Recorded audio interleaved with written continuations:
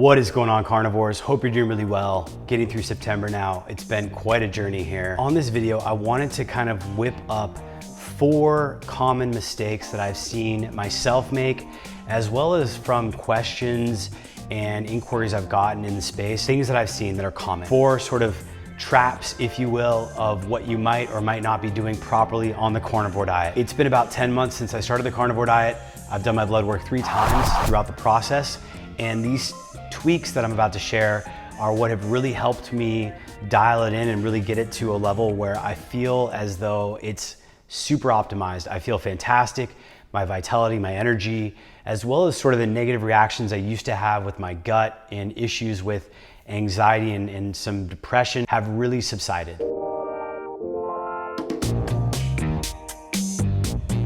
So let's just get right into it. I think these are really valuable. And the first one is really not getting enough fat. When people think of the carnivore diet, they think of eating these big, juicy steaks, just chowing down at a Brazilian steakhouse, just going ham on all the steak and all the red meat that you want. And eating steak is certainly a luxury of the diet, but it's not everything. You actually need to be doing other things on this diet to really make it work well. If you just eat a lot of big steak and drink water and salt, you're probably going to be screwing up your macros. And by that, I mean, you're not going to be ketogenic. There are fatty cuts of steak like ribeyes where you can get 50 to 60% of your caloric intake from fat. But in general, you're not, again, going to be getting enough fat where you want to be shooting for that 70 to 80% fat and being truly keto carnivore unless you find ways to add in enough fat to the diet.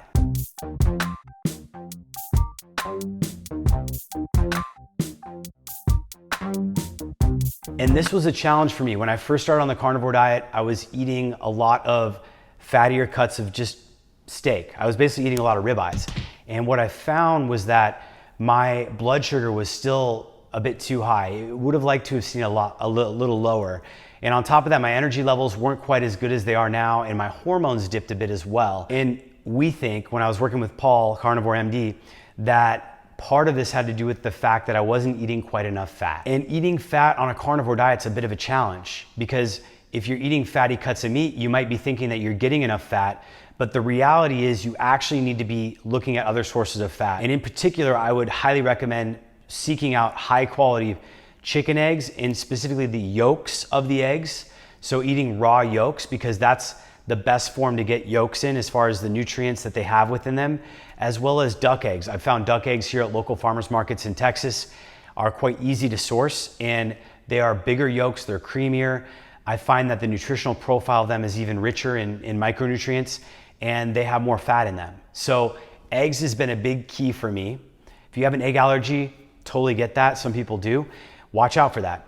The other thing is, instead of eating Epic brand rendered fat, tallow, things like that, I switched, because what I found was when I was eating the tallow, my gut would just, after a meal, would just feel really uneasy. In fact, for the first month or 2 on the carnivore diet, I had loose stool pretty consistently. I was slow cooking a lot of my food in a crock pot, and I was taking these fatty cuts of meat and layering them up with tallow, and then I was melting all that tallow into a liquid form, and I would eat these bowls heated up of liquid fat. And what I found is I'd eat them and I just wouldn't feel that good. I would feel pretty subpar, and my gut just wouldn't feel that good.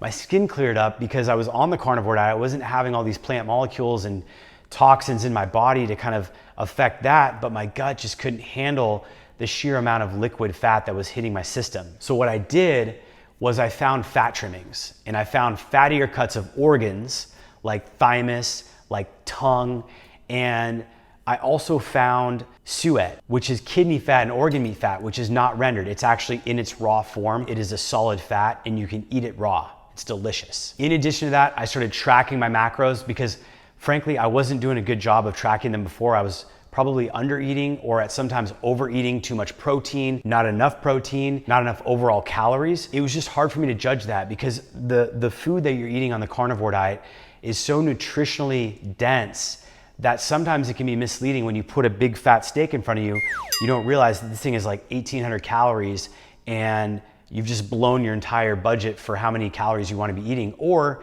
you don't get enough fat and you don't get enough calories in your diet. And fat is a really tricky one. If you're eating suet, You know, a fistful of suet, something like this, is probably gonna be 2,000 calories. It's so dense when you look at the caloric density of pure fat. And so in general, tracking my macros and finding high quality sources of fat is one of the biggest keys I made in making an adjustment through my journey on the carnivore diet. And I highly recommend you pursue that as well and look for sources of fat that are going to agree with your digestive system and give you a great energy source to keep you in the ketogenic state.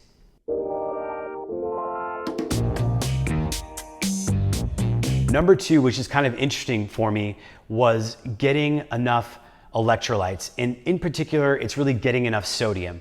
So when you think about electrolytes, you think of sodium, magnesium, potassium. These are the things that help your cell membranes balance the fluid within your body, and they're critical. You need them. If you look at athletes that are high performers, oftentimes they'll be drinking electrolyte enriched fluids, and that's because they're replenishing the loss that they have from sweat, from overexertion. And the same thing goes with the carnivore diet when you're doing it right. Because it's a ketogenic diet, your body isn't taking in nearly as many dietary carbohydrates. Thus, it's not storing as much water and as much sodium. And on top of that, when you're in a state of ketosis, your body's kidneys are actually excreting a lot more sodium through urine. So you are going to be processing more sodium through your body and excreting it through your kidneys when you're in a ketogenic state. And that's not a bad thing, but it is something to keep in mind because you do need to be adding in sodium at higher levels. And I frankly use quite a bit of sodium. I have gotten addicted to salt water. I essentially salt my water with Redmond Real Salt, and I put it in my drinking jug, and I really keep my water really stocked with sodium.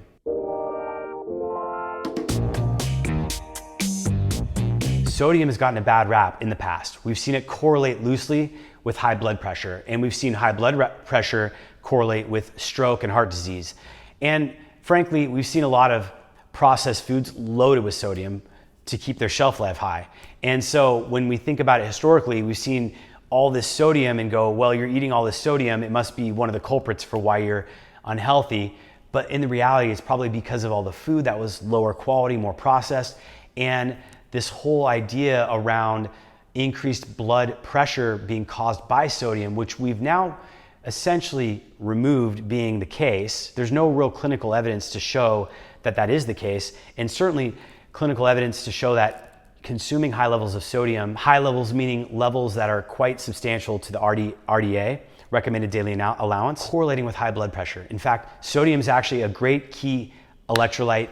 When you're doing a carnivore diet, you want to be liberally salting your food, your water, your drinks. You're in a ketogenic state. If you're hitting the fat, as we just mentioned, then you're going to be in ketosis and you're going to be losing a lot of the salt that you need in your body. And you need the salt to balance out the fluid within the cells of your body.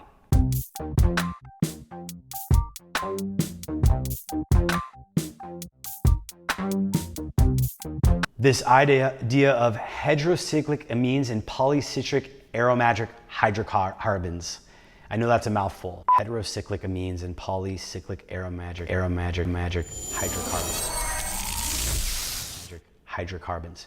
So number three is this idea of heterocyclic amines, HCAs, and polycyclic aromatic hydrocarbons, PAHs.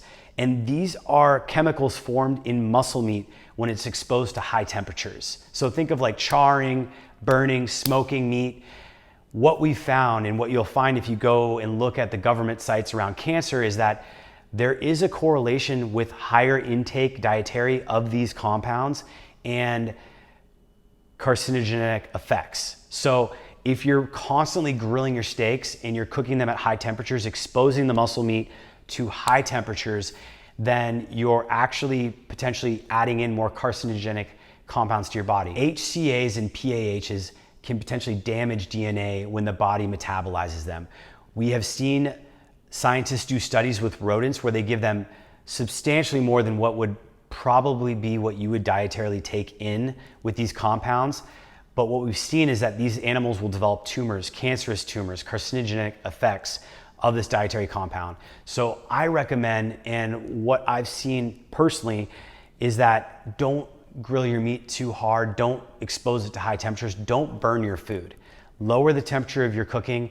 Personally, what I do is I use a ceramic, not a Teflon coated pan, because we know Teflon, when heated at high temperatures, can release chemicals into the food. But using a ceramic pan, because the ceramic glass coating is much more heat tolerable and can stay intact and not be as toxic to the food at a higher temperature. I use a ceramic coated pan and I blanch my food. So what I do is I put a layer of water on there and then I lightly sear the surface just to kill off the surface area of the bacteria that might have formed on the food. But I do not go in and actually grill my food. Generally speaking, I only go out to eat and eat food that's grilled when I'm going out to eat. Otherwise, I'm just eating food that I've blanched, or I'm eating a lot of raw foods like raw liver. Sometimes I'll eat raw steak if it's fresh out of the freezer and I know where I got it from the farmer and it's been vacuum sealed and I can see the steak right there. I'll slice it open, I'll smell it, and I'll straight eat it raw. But generally speaking, you're gonna find the nutritional value as well as the potential to avoid these HCAs and PAHs, which could be carcinogenic to you. You're gonna benefit from that by not burning your food.